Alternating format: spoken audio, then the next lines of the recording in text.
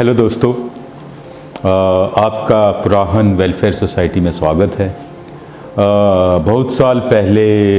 हम लोगों ने देखा कि जो वंचित महिलाएं होती हैं, ख़ास तौर पे वो महिलाएं जिनका पारिवारिक सपोर्ट जो है वो कम हो जाता है या बिल्कुल ही नगण्य हो जाता है, उनके लिए ज़िंदगी बसर करना एक मुश्किल काम होता है। तो जो सुधा मालकोटी जी हैं और उनके साथ जो लोग एसोसिएट हुए हैं, उन्होंने सोचा कि हम क्यों ना ऐसी महिलाओं या लड़कियों को भी क्यों ना हम उनको एम्पावर करें, हम उनको एक शक्ति के रूप में उनको एक क्या कहते हैं उसे स्किल प्रोवाइड करें, उनमें कुछ ऊर्जा का प्रवाह करें ताकि वो अपने आप को समझ सकें, अपने एनवायरनमेंट को समझ सकें और प्रेजेंट कर सकें। तो ये हमारा एक प्रयास है जिसमें हम ख़ास तौर पे उन एरियाज़, अभी तो फ़िलहाल हम दिल्ली में काम कर रहे हैं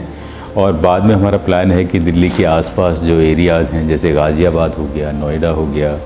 या उसके बाद फिर दूसरे स्टेट हो गए, जैसे ख़ास तौर पे उत्तराखंड हम देखेंगे, या वेस्टर्न यूपी के कुछ डिस्ट्रिक्ट्स हैं जहाँ पे ऐसी महिलाएं काफ़ी होती हैं कि जिनका अगर पारिवारिक सपोर्ट किसी भी वजह से उनके मान लो किसी हस्बैंड की डेथ हो जाती है या उनका डिवोर्स हो जाता है, तलाक हो जाता है, तो वो अपने आप को समाज में प्रस्तुत नहीं कर पाती हैं। तो ऐसी महिलाओं के उत्थान के लिए हमने ये संस्था खोली है। पिछले 2 साल में कोविड के दौरान इस संस्था ने काफ़ी काम किया है, ख़ास तौर पे उन जगहों पे जहाँ पे जो बच्चे हैं इनका वो डिजिटल एजुकेशन को एक्सेस नहीं कर पा रहे थे, तो हमने उतने महंगे तो नहीं कह सकते, पर हमने फ़ोन डिस्ट्रीब्यूट किए, फिर मास्क और सैनिटाइज़र तो हमने बहुत जगह डिस्ट्रीब्यूट किए। और हमारा ये मानना था कि जो लोग मास्क पहन के नहीं भी आ रहे हैं, कोविड प्रोटोकॉल नहीं फॉलो कर रहे हैं, तो पुलिस उन्हें मास्क दें इन रिटर्न, बजाय उनके चालान काटने के। और पुलिस के लोगों ने काफ़ी उसको सराहा भी। फिर हम काफ़ी RWAs में गए, हमने कहा कि यार सारे जो एक सोसाइटी के लोग हैं वो RWA के लोगों को अच्छे से जानते हैं और इनकी बातों को मानते भी हैं, तो अगर ये कोई स्ट्रिक्ट डिसिप्लिन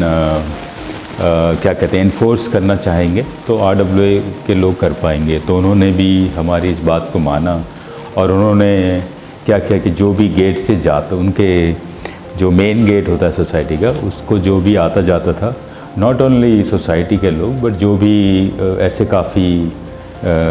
काम करने वाले लोग होते हैं जिनका गेट पे एक्सेस होता, तो हमने उनको बोला कि आप हर एक बंदे को हर रोज़ एक मास्क और एक सैनिटाइज़र का एक स्मॉल 20 ml का बॉटल उनको दें। और ये इस तरह से हम और भी कई दूसरे काम कर रहे हैं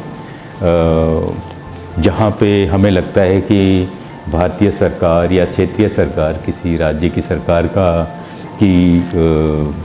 स्कीम्स हैं जो कि बने हुए हैं ऐसे लोगों के लिए, लेकिन उन लोगों को पता नहीं है, वो एक्सेस नहीं कर पा रहे हैं उनको। वहाँ पे उन लोगों की हम हेल्प करते हैं। जैसे अभी एक उत्तराखंड में एक केस आया था जिसमें एक महिला के क्या कहते हैं उनके हस्बैंड की डेथ हो गई और उसके बाद उन पे अचानक बोझ आ गया और उन्हें पता नहीं था कि उनके बच्चों को जो गवर्नमेंट है वो फ्री एजुकेशन देती है और थोड़ा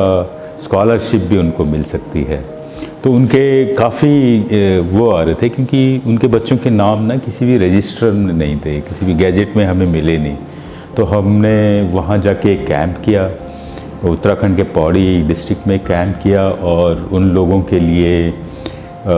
सबसे पहले जो उनके गवर्नमेंट IDs हैं वो बनाए